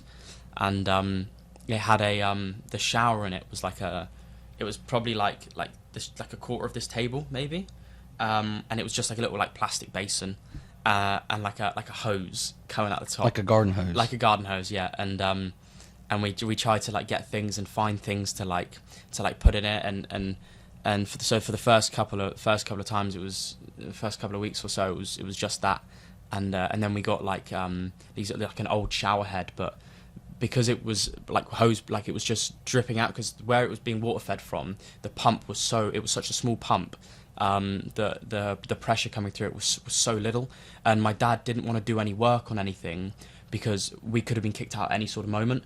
So had my dad like invested a lot of his time, or got my brother to help him to clear things out, or to try and do things, or to save up a lot of money, because at the time, like, we didn't have money to save, you know, like everything coming in through his pension was going out, you know, my brother and on him, and staying in the house and trying to keep him at school, paying for the diesel in the van, and like it was going out. So we didn't have any money to like spend, I guess, and that my dad saw that as throwing it away. He always kind of brought us up as, like, I want to say tough men, in the sense that, like, you wouldn't moan about something, you know, you wouldn't moan about a convenience, and you would never say you're bored. He was one of those sort of guys, and so when the shower pressure, and it would just dribble out of this shower head, and I remember, like, it would take you, like, we'd have to have an electric heater in the room as well, because it's a trailer, it's an old caravan, so there's no central heating, and the boiler in it is fucked, because it had been idled for so long that everything had seized. And we even got like some of my dad's friends just to help us to sort like the pipes out of the water, in order for water to be able to flow. So it comes from a garden hose that is in the grass, right, from the tank, which is in like a outhouse on the other side of the property. So it like just runs along the garden, and we've like dug a little ditch in the ground to try and like cover it, and so it just gets water fed through this hose, and that was all through like help of our friends to get that. Otherwise, we wouldn't have even had that. So you got to plug in the electric heater in the room. This because when I go back, I'm at Christmas, so it's cold, and you get like, we have two heaters. We have one little fan, and then one like a bigger one that just has like elements in it. And you plug it in, you put it in there like 10 minutes before you go, and you turn the water on, because it takes ages for obviously the hot water to come down. And it would take you. When I first went in there, I'd try and be in there for ages just to try and have a good shower. And then you realise that you're not going to have a good shower. It's just like a business shower. You get in, you get a bit of your wet, and you just quickly, like, you just woof, gone in and out, don't smell anymore, let's go. And because the longer you're in there, the worse it was, you know, sort of thing. And then when I came to America, and I got to my dorms, and everyone was like, you're looking at it as like a prison cell, you know. It's like you go in, it's just like one like big old concrete wall room, one window, you know, and a shared bathroom between four of you. And I remember having my first shower, and the shower's huge. I honestly want to say it's nearly the size, maybe a little bit shorter than this table, but it is massive. I could do star jumps in there if I wanted to, you know. It's huge.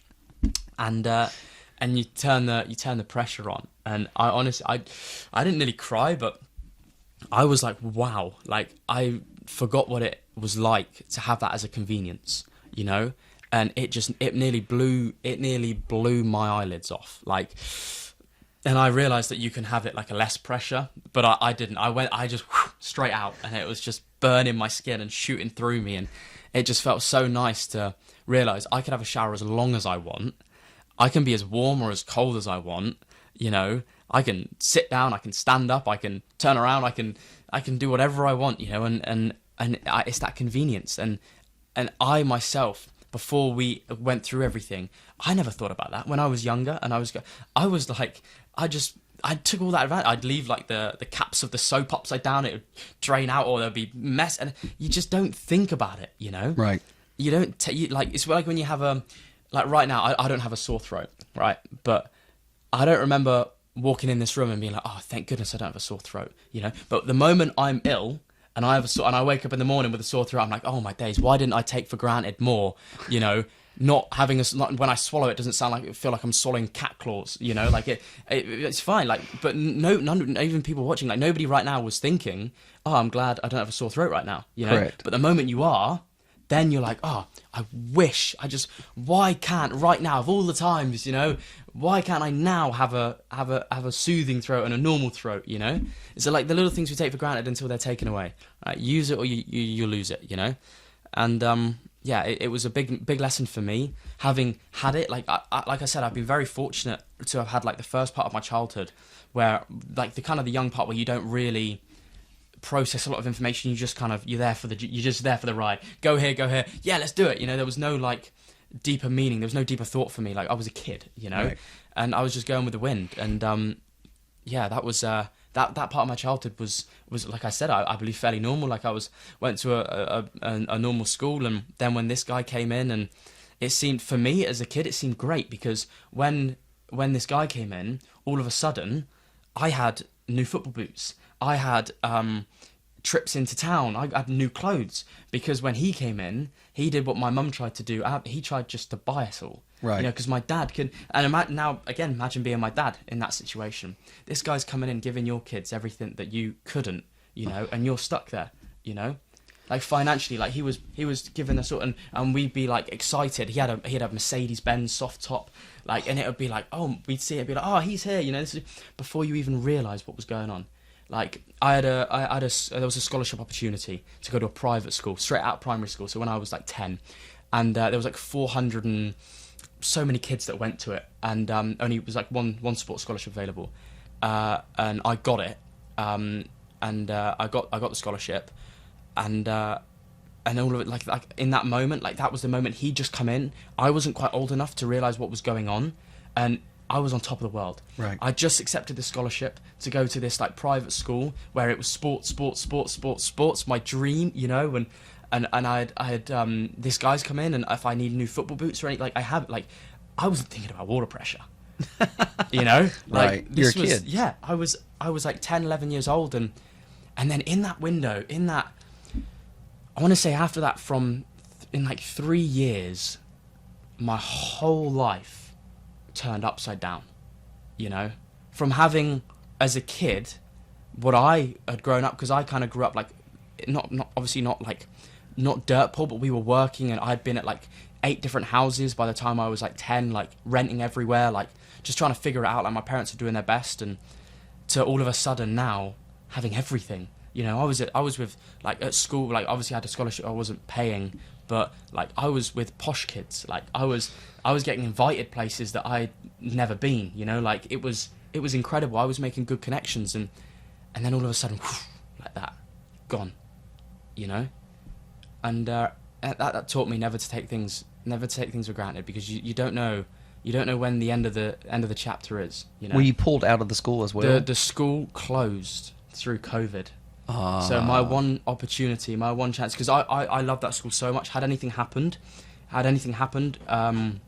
with my family, like what had happened, and my financial situation changed, I guarantee you they would have kept me at that school, because the whole system, like I was captain of the rugby team, the football team, the cricket team, like I just, it was my environment, you know. They saw me, and they saw a kid that wanted to learn, and they fed me with all the information I needed. Like I went from a kid at school that didn't even know what, like, I just knew science. I didn't know there was different parts of science, you know, and to go in and knowing like physics, chemistry, biology, and like being an A-star student and everything. Like I'd smashed it.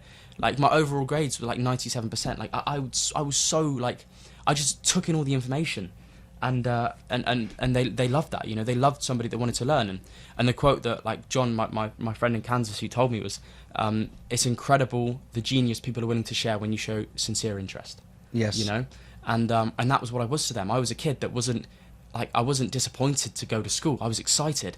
In fact, I used to get dropped into school an hour early when Mr. McIntyre, who was our groundsman, would get to school, so that when he'd open the gates, I could go into the sports hall with my friend Arthur, who came all the way from Exmouth, which was like an hour drive, so we could play football for an hour before school.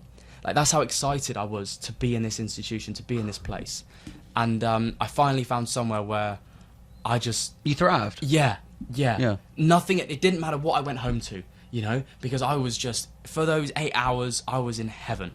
And then COVID, and the school lost a lot of funding, and it had to foreclose, and now it's flats. It's flats for the student accommodation. Because I always wanted to, in the future, donate back to it. I'd wanted to start up like my own scholarship or something there, or to have like a branding. Now it's looking like I'm gonna have to start my whole other school, which is gonna, well, we'll cross that bridge when I come to it, But that environment was so rare, to have, and it was just perfect for me. And then obviously I'd gone from that to then having to go back to state school, which was just straight. My scholarship transferred to all the other schools, but I didn't have the money for any of it. You know, it would have to have been a full ride, and they pay for my travel and everything. One of the schools, just to be on the school bus, was like $5,000 a year. Just for it to pick me up. Wow. So I only had like a year or a year and a half left. So I went back with all the kids that I'd gone to school with in primary school, but a lot of those kids went for that scholarship as well, and they didn't get it. So there was kind of a little bit of, I think I'm better. I think I'm way better than what I am. Arrogant, cocky, all of this. Like, oh, he thinks he's so much better than what he is, and yeah, I did. But look, I am now way better than even what I thought I was back then when I was 15 years old. Right. But right now, I still think I'm better than what I am. And I always will, because I'm always going to keep working to be better. If ever I get to a point where I'm like, yeah, no, I'm as good as what I think I am, then it's like, well, how are you going to improve? Right. How are you going to improve if you're not working, if you don't think that you're going to be better? You're always chasing. You always got to be chasing the next thing. And I've always been like that, You can say it's arrogance, it's cocky, but nobody that has ever given me advice has ever thought that, and that's the funny thing. Nobody that has ever given me advice. Like, I think when I like break this down, it's like, if you ask somebody about me, if somebody doesn't like me, it should say more about them as a person than me as a person. Like I said, anybody that has given me advice or helped me or I've gone to for advice, none of them will ever say I was arrogant or cocky. They would say I'm confident, and he's doing the right thing. He's learning, he's trying to learn. How can you call somebody arrogant and like that if they want to learn? Arrogance is I don't need to learn, I'm good enough. I'm the opposite. I know I'm not good enough, which is why I need to learn, But that hunger and that desire to learn is what's made me a better player, For sure. And I don't need to say it all the time, But positive, like, self-affirmation, like, keep going and over and over and over again, telling yourself, like, in my room when I was at where I was staying with Callum, I have like on the walls, like all my own like things that I wrote, and I wrote out that I was going to get the Golden Boot, I was going to get MVP of the league, I was going to get top goals in the team, all of this like as soon as I got here, all of my goals, because there was a famous public speaker, and I can't think of his name right now, but he said that he was asked if he had a goals list, and he said no. And he said, well, I said, I can tell you your bank balance within like £10, and he did. And from that moment, he said, you have to have a goals list. You have to write down what you want to achieve. So every since I read that book and I saw that video, I was right. What am I going to achieve? What am I going to do? Right. And every time I went somewhere, it was like, I'm going to do this, I'm going to do this, I'm going to do this, and I'm going to do this. And if I don't make those goals, I'm almost more happy if I don't make them, because that means I've set them at the right place. If I ticked off every single one of these, if I'm like, yeah, did that, right, that was a good summer, then I didn't set them high enough, Jeez. You want to, like, but do you know what I mean? Like, yeah, I know what you mean. You want to get, like, maybe 3 out of the 5. You want to get, like, yeah, did that. I was 1 away from that, and I was 2 away from that, But that's okay, because that will keep me going. That'll be like, right now, when I go back to college, it's the same again. It's like, yeah, if I'd have did all of this, and cheers for that, yeah, put that in my pocket, yeah. Then it's into the next one, and then that builds the arrogance. Then that's like, yeah, I did all of that. Yeah, I'll set the goals, and I'll smash it all anyway. Yeah, but you always got to be chasing. You got to be like, nearly got it. I didn't work hard enough. So do you think there is a chance that you could win the Golden Boot? I think so. And I think if it's, I mean, I'm leading at the moment, so it's I got to wait until the game today to find out if second place, if he scores, if he gets 2 goals, then he wins it. and what if you tie? I don't know. I guess we rip up the certificate and have half each. But, And is there a chance for you to win MVP as well? yes. Okay. Yeah, How is that determined? Most goal involvements, and I'm on 7 games and 11 goal involvements. So it's Okay. I'm on top goals and top assists in the team. So now we just got to wait and see who else is in the league, because I don't believe there's not many players that have had like as many goals as many assists. You know, Right. so we got to wait and see how that comes out. But if I don't hear anything, then hey ho, then I haven't done it. But it's all right. Then it pushes me to the next one. You know, if I miss the golden boot by 1 goal, that makes me go back to my games and think, well, what opportunities did I miss? Right. And why did I miss them? This was the difference. Me not spending another 30 minutes practicing that shot or that angle, or me not being in the right place, me being too lazy, me being unfit was the reason I didn't put that goal in the back of the net. That's why I didn't win it. You know, it wasn't luck. Unlucky Danny. No, it's not luck. I didn't work hard enough. I didn't deserve it. He deserves it. And I'd shake his hand. Whoever wins it, congratulations. You deserve it. You know, I played 2 games less than any of them in the league. And to be leading the Golden Boot through the whole season, having played 2 less games, to me, that's incredible. You know, that gives me confidence. You know, That is incredible. so that's what pushes me to do well. But if I don't win it, it'll almost be better for my progression. You know, having known that, like, yeah, I did really well, and you know, I pushed as hard, I pushed as what I thought as hard as I can, but obviously wasn't. You know, because I didn't get it, I didn't Right. win it. So then it goes to college, and I've got to get conference first team, or I've got to score these goals for my team, or I've got to be an effective player for the team. I've got to help the team out. I'm not Billy Big Bollocks, you know, sat over here with all my awards in my pocket. It's no, I've only just started. You know, I think I'll be saying that even when I'm 30. You know, wherever I am, I've only just started. I've only just got going. You know. So what is now that you're here in Statesville, the regular season's finished up. You guys finished, I think, 3rd. Is that right? Yeah. Well, we got third. We finished 2nd in the league by goal difference, but we got 3rd seed for playoffs. 3rd seed for the playoffs. What is your thought? This is the first year of Statesville Football Club in the NPSL. What has been your experience with the club and Statesville in general? It's been unbelievable. Yeah, seriously, like it's such an awesome environment. I said it when I did the podcast here. I was like, this is the perfect environment for somebody to improve, somebody to learn. Like, this is the first place I've ever come into and so quickly, like, grown fish. You know, got my fish to be the bigger fish in the pond. You know, not to be. Usually, it takes me a while. I got to learn. I got to adapt. But there was none of that here. It was like it was like a chameleon not being able to change colour, but being put against that backdrop. You know, it's like I didn't need to adapt. It was just perfect. I just fit in. I just fit in perfect, and everyone around it is so like they just want each other to do well because everyone's secure. Like nobody's there. Like we're not fighting each other for one position. You know, like we're all fighting for each other to do well. You know, like every time Caleb makes a save, we all like it's great for us. You know, we're not there like, oh God, he's making me look bad. You know, it's like he's just kept us in the game. He's a great goal. He's a high point. You know, this guy's like, he's awesome. He's doing all these great things. Like every time Callum, you know, clears the ball out the back, or the photos are taken of Callum, or Callum's interviewed, it's not like, oh, him again. He's getting all the limelight. It's none of that. It's like, that's awesome. Like he's such a good player. He's going to Lindenwood. He's a Division 1 athlete. Like all these guys are like, I'm JUCO D2, you know, and I'm playing around Division 1 athletes. Like they're where I want to be. Like forget about my stats and what I've done. I want to be where they are. You know, so that takes all of the like the individuality out of it to everyone working together to want to help each other, and the jokes and the camaraderie is unbelievable. Like it's like we are a really close knit, like a real good family. You know, it's such a nice. It's a shame it's only the summer. You know, and people are leaving and people have got their own things to do, but it's the players are so lovely, and people have come and gone, and we didn't even need time to like adapt. Once everyone was here, like the first couple of games, not everyone was here, but once everybody got here, it was just like a perfect fit glove. Like we all just bounced off each other great, and we have such a good environment in the team, and I hope I've made friends that like forever. Yeah. You know, and forever need like if ever I'm around North Carolina or I want to get lunch with someone, I hope I have people are cool, you know, and for sure. And that makes a great team, you know. And if they're ever in England, I'll be sure to tell them to come down and come and get a little coffee with me, you know. So it's that sort of environment, and it's brilliant. And the coaching is awesome as well. Like the coaches are brilliant.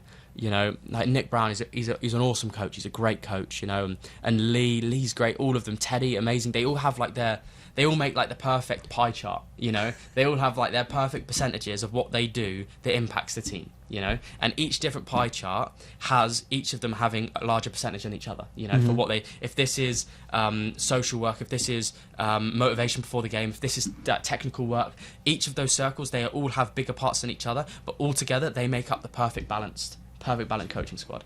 And it's awesome. They're such a good group of guys, and they're great to play under. You know, you just want to do well for them. You look over to if you hear a scream from the sideline and they're like, "Danny, do this," or whatever. I don't look over and go, "Oh God, it's them again." I go, "Right, yeah. What do you want me to do? Tell me what to do." I go over at halftime. How can I be more effective for the team? You know, it's you want to hear what they have to say. It's not like, "Oh, shut up, you're doing my head in." Like it's no, tell me, let me learn. I want to learn. Like all the criticism they give you, like it's great to learn from. Like. They're brilliant. They're really good group of lads, really good group of coaches, and a great set of leaves on the tree of sponsors. Unbelievable. Like I've never in my life ever been a part of a club that has had such a family of sponsors in my life, and I honestly don't know if I ever will. Like with such a, I may have been in clubs where they have sponsors, but they're away. They're not in the club. The sponsors, they're in the club. I feel like I've met every sponsor here, you know, at the pitch, you know, or we've gone to their business place. Like, I'm like, my name is the first name down on any of those. I think I've been on every media thing possible. Like, I'm just trying to get out and try and do things, and you meet so many great people, and all the sponsors are just like, they're so invested in the club, and they're so invested in like helping us to be better, you know, and I love them. Like 220 Cafe has got like the best food like I've ever had pre-game. Really? Unbelievable. Like, seriously, those wraps, I don't know what they do, but I'm eating them like 2 or 3 days after. I'm looking at them and looking at the avocado, and I'm like, probably not safe to eat, and I'm eating it because it's so good, you know? Like, they're so nice, and pre-game it's great, and all the transportation as well. Like, we're on coaches to all of our away games. Like, that's awesome. It's not like a small bus or in minivans. Like, yeah, it's a tour bus, like, right? Yeah, it's a tour bus. Like, it's incredible. It's like we're pro players, you know. It really gives that environment of, like, if you don't succeed here, you ain't gonna succeed anywhere, you know. And it's just so good to have such a good group around you. Like, I'm living with Eric now. Do you know what I mean? Like, I was not kicked out, but like our house had Callum had left, so we couldn't stay at the house anymore. Right. And within like a week of closing, I had like 4 different people that offered me to stay at the house. Like, wow, you know, how incredible. And he came and picked me up and took me to his house and took me to Bojangles. You know, right? Like, that's incredible. That's such a cool thing to be able to experience and be able to do, and to have that sort of love around a club. Like, there's no ceiling of like what Statesville can achieve when you have ownership and when you have like pride in the club like that. You know, there is no stop. Like, you talking USL2, you could go higher eventually. You know, there is no like, oh yeah, maybe one day we'll make it. It's like, right, we're not going to stop. You know. So do you think, and I think I know the answer, but it seems like what is being built, it is unique. Yes. It's unique here. Yeah. From what you said, the sponsorships. The level of involvement with the sponsors is something you've not experienced before, even back home. Absolutely, yeah. And the owners are different, I guess. Yes, that's a unique situation. Yeah. So do you feel like what they're building here is going to continue to succeed? Because I would say the first year of making the playoffs, finishing second, wish there would have been a home game, but maybe there will be if you guys continue to win. We'll see, but do you see this as a destination that good caliber players would want to come to? I don't see why they wouldn't. I honestly don't see why they wouldn't. Like, it has everything. Like, it has everything, especially as like a college kid coming out to America. Like, I was talking to a couple of the freshmen that are coming in at Neosho, and they already want to stay out next year. You know, when I first came out last year, like, some players were saying that as well. And when you're away from your family for 4 months, you kind of change your mind at the last minute. You're like, I kind of want to see my parents, but hopefully a lot of them will, and you'll have a good caliber of player because they want to be in a professional environment. Okay. The top players always want to learn and always want to be able to be on a stage where if they do well, it gets rewarded. You know, like the social media side around it is great as well. But at the end of the day, like if you think about all the college kids out here, they're all either going for Division 1 schools or they're all going for a pro contract. Okay. So if you can show like a pathway through then to like, oh, come do really well with us and you can train with this team, or we have these coaches watching us, or oh, this player who played for us last year now plays for this Division 1 through contacts he made here. Then it's like, oh, wow, well, I'm going to go there. That's what schools do. You know, like our school, like we had 2 lads go straight D1 contracts, you know? And every phone call I had with a freshman that was like the first thing. It was like, they came here, they locked in, they did really well, and now they're both playing D1. You know, if you have, and that's what gets kids to spend, their parents to spend all that money and flying out here, like saying goodbye to their kids and saying goodbye to your parents. That's what does that. That's what drives that. So if you're already out here and you have something like that, it's like, look, if you come out here, like this kid was at college, or this kid was at college at the same level as you are now, and now he's playing D1 because he came here. You know, if you find that bridge, you make that, like that little ladder, that little piece, step on the ladder for where they want to be in their dream. No kid that is going to do, like, that will do well won't want to be here. You know, if people don't want to come out here for, like, want to go home, then sure, that's fine. But you don't really want people to be here half-assed, you know? Right. If you people are here, it's summer and that, you want to have great fun, which we do. Like, 4th of July tomorrow, like, I'm going to be going out on the lake and having a great time, you know? It's great. Like, that's all part of it, you know? Right. But when it comes to game day, that game day there is no difference to when I was playing in the Nationals, you know? Like, I fight... Every game you fight to your last breath. Like the game the other day, like I was still sprinting around. Like I fouled their centre back at like 90 minutes. Yeah, you did. Like, chuck him off the pitch. Like you don't stop. Like that heart doesn't stop. You doesn't work on occasions. Right. You know, you don't work occasionally. You work because it's what's inside of you. You know, that's how you attack each job. You want players like that go onto the pitch and go into each game the same as how you would go for an interview that you need. You know, it's the difference between wanting something and needing something. Right. You want the players, and the players that will want to come here, they'll want to come here because they need to perform. You know, and if you get players here that are great and that don't really it's summertime, they'll be found out quick and they won't play. And they're the ones that will have a bad taste in their mouth of summer league, but not because of the clubs, but because their attitude towards going into it. Right. Had I gone to every club that I'd gone to thinking, yeah, I'm going to start and I'm going to be the star player and I'm going to score loads of goals, I never would have. Right. You know, like had I come in here thinking, yeah, I'm going to come in, sit back, score a load of goals, be top goal scorer and all this, score a hat trick. If no chance. I came in thinking, what am I going to learn? How am I going to be better? How is this going to prepare me for fall when I can perform and then get a good transfer? You know? And it's every step along the way is learning and improving. And you will attract those sort of players, especially with the add-ons you have of sponsorships. Like the sponsorships you have, like I said, it makes me feel like I'm a pro player. You know, I'm doing podcasts, I'm doing radio shows, I'm signing jerseys at the game. I'd never been asked to sign anything other than when I was at the DMV signing my driver's license. You know, like you have such a support of kids, and it gives you such a good confidence as well. When I'm the last 10 minutes of that game yesterday, and I was sprinting my heart out, and every time I stopped and I'm like getting the team riled, I'm hearing people shouting my name in the crowd, you know, come on Danny, let's go, come on Danny, and like that just gives you that gives you that fight, you know, it never lets it die, and people want to play for a club like that, a club that has support like that, you know. I do, you know, I want to play for those fans all year round. I wouldn't want to stop because of that support, you know. So yeah, I don't see with the support base as well. Not many clubs have that sort of support, that have that sort of attendance at a game, let alone that attendance. But the amount of people that are in the crowd that are wearing the jersey, you know, real fans, you know, not just here flying through, but these guys are at every game. These guys love the team. These guys know my name, you know, and I want to know theirs. You know, that sort of fan, that sort of like fanship and heartship, and turns fanship into friendship. You know, and that's the sort of like the base you have here, which is incredible. And I think it'll bring loads of good players who want to come here as well, especially with the pedigree of players that we've had here and going playoffs in our first season. Like, I don't know how many other teams have done that in their first year, but I don't think there's many. And look, it's not over yet. You know? Right. Everyone we keep talking and stuff, yeah, we've already done it. It's the end of the year, we've done this.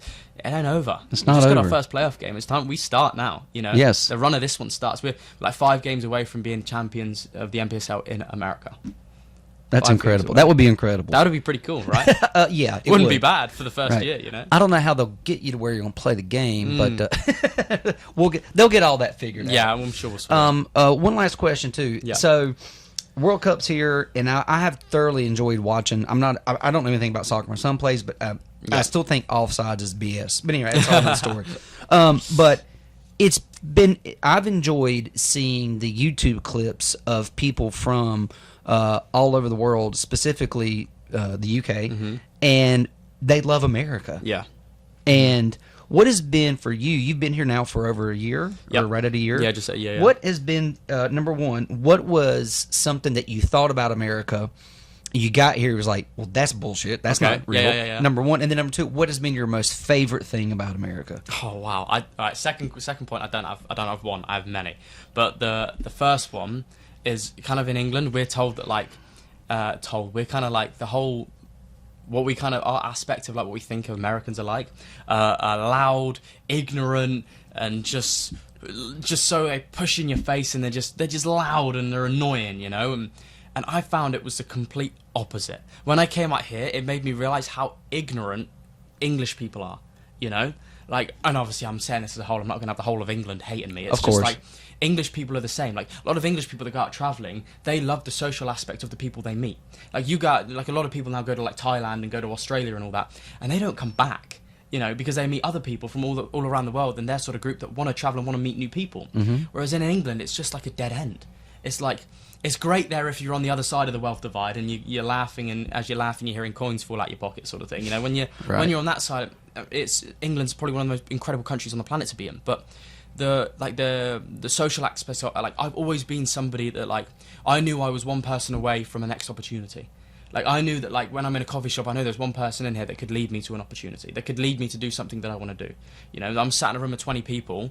Like I wonder what sort of jobs these have. I wonder what these guys do. And I always had that aspect of like I always had that thought process of I wonder, and I never let it stop at I wonder. I'd stand up and I'd go talk to them. You know, and I think I'd embarrassed a lot of people when I was younger because I did that. Like they'd be like, oh god, I wonder what he did. He'd walk by in like a purple suit with a top hat, and they'd be like, oh, I wonder what he does. I'd be like, okay, and I'd go talk to him, and they'd be like, no, Danny, don't do that. Like, right. I'm like, why? Like ever since I was a kid, I've always been like that, you know. And when I came out here, I realised that that's so wanted. Like that social aspect of like when you walk in somewhere, people say hi. When you leave, you say bye. You know, there's none of this like I'm just. Right. Just none of that. It's like, hey, how we doing? You know, oh, yeah, no, I'll have this. How you doing? You know, like what you got today? Like it's social. You talk, you meet people. It's happy, low stress. You know, and I think that's maybe because of like the areas I've been in. I haven't been living in Manhattan. You know, yeah. But like where I've been, everyone's so relaxed and so. They're more happy for you than jealous of you. You know, there's no envy. There's just oh wow, that sounds awesome, man. Like what's next? You know, like oh, keep me updated. You know, like all of that. Everyone's just so happy and you know, like when you meet people, it's a handshake and it's what are you gonna do? Where are you going? Like yeah, if you ever need this, you know where we are. Like it's so social. Whereas in England, like when I do that, like I'm the odd one out. You know, over here, if I was like what like the typical like where I've grown up was, I'd be the odd one out here. You know, but when I go home, like, and I grew up, I always kind of felt like everyone feels like they're the odd one out. Don't get me wrong, but the social aspect of it, like, I was always very social. And when I'd go into town, like, I feel like I know more people in my city than anywhere on the planet, because I would just go in and I would meet people, you know, right? And like they would be so shocked that I would speak to them. Like you spoke to me. Like I remember walking by a guy with like I was talking about a purple suit, but this guy had like a really nice suit on and a big top hat, and I never seen a top hat like out in the wild, like and out in the wild. Yeah, and he just walked by and I was like, wow, that's an awesome outfit, and I just went and spoke to him. I was like, oh, where'd you? And he told me where he got this top hat, and he's like, he works at the thing, and he told me that night that there was a show on at the cathedral, and I was in town. And he was like, yeah, you should come down to this show. It was like a music show.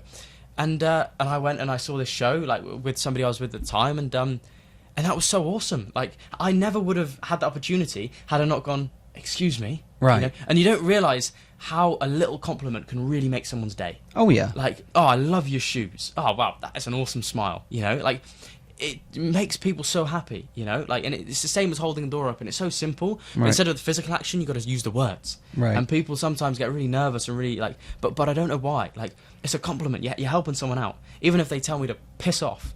I still smile because I did my bit, you know.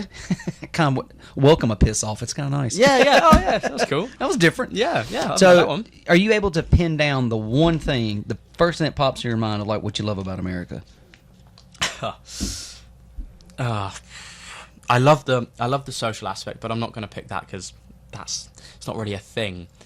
I love like the sports. The viewership of sports is huge, and the business around the sports is amazing. The opportunities around sport as well is incredible that you don't necessarily have in England. Like where you can progress through like the sporting system, and like the college, like how you can, the best players out here go to college, whereas in England, like the best players are already pro. You know, you're already signed. You got know? it. So the opportunities, you know, say America is the land of opportunities, and I definitely think that's real. But as an international, probably seeing everything from like all the childhood movies I ever grew up on, like just walking down a street and having like the road kind of like curled off to the side where like the ditches were, and then you'd have like the long driveways up to the house, the mailbox, and there'll be kids running across the street like kicking a football, like chucking American football, and I don't know, it just seemed like, you know, when like the sun is just at that perfect golden hour, Yeah. and it just felt like life was like that all the time. It just felt like I felt like I was living in like Grown Ups or something. I was living in like a movie, and I was like, I don't know, I just felt like my whole life I'd always strived for that sort of life, that sort of like stress-free happiness, and like being able to pursue what I want to pursue without like all the other negative things that come with it, you know, and I always wanted that like American sort of thing, that sort of feel, and when I came out here, it never disappointed, you know. I had such high expectations from the movies, Yeah. and then all of a sudden I was in the movie. So I would say like I feel like I'm living a movie. And I feel like that's what America gives you if you're somebody that's willing to go out and take it. I think that's a good way to end it. Yeah. You're living the movie. Living the movie. Well, Danny, how can people find you on social media or anything like Yeah, that? yeah. So I'm mainly on Instagram, Danny Carroll 18FRC. That's where I'll post like all of my photos from my games, where we're going, all up and coming events, like when I'm on the radio and everything like that. But I'm hopefully going to be transferring over to Epic quite soon, which will be good fun. That will be soon. I'll be on there as well. But that's mainly where I do my things. And when I go back to Kansas, I'm going to be having my own podcast, Great. which will be brilliant. Do you have a name yet? Not yet. Not yet. Well, let us know, and we'll be sure to support and promote it as well. That'd be awesome. Yeah. And thank you for coming on the show, and thank you for everything that you're bringing to the football club. No, thank you guys for having me here. Like I said, it's more of a privilege for me to be here than what it is for you guys to have me. You know? You got 11 of me on that pitch. You know, I'm nothing special, but you guys are special for me. It's a big part of learning and improvement, and it's a bucket list moment for me to be someone like this. You know, and it should give kids that have gone through what I've gone through that little bit more of motivation and a little bit more of inspiration to be like, if he's done it, Jesus, so can I. You know? Well, if you get the when you get the nonprofit Yeah. started, let us know, and we'll Absolutely. help promote that, and help that thing grow too. That'd so be awesome. That's Yeah, I'd love awesome, to do man. that. I've gotta Thank do you it. so much. Thank you for having Appreciate me. it. Go Thank you. Herd. Bye, everybody.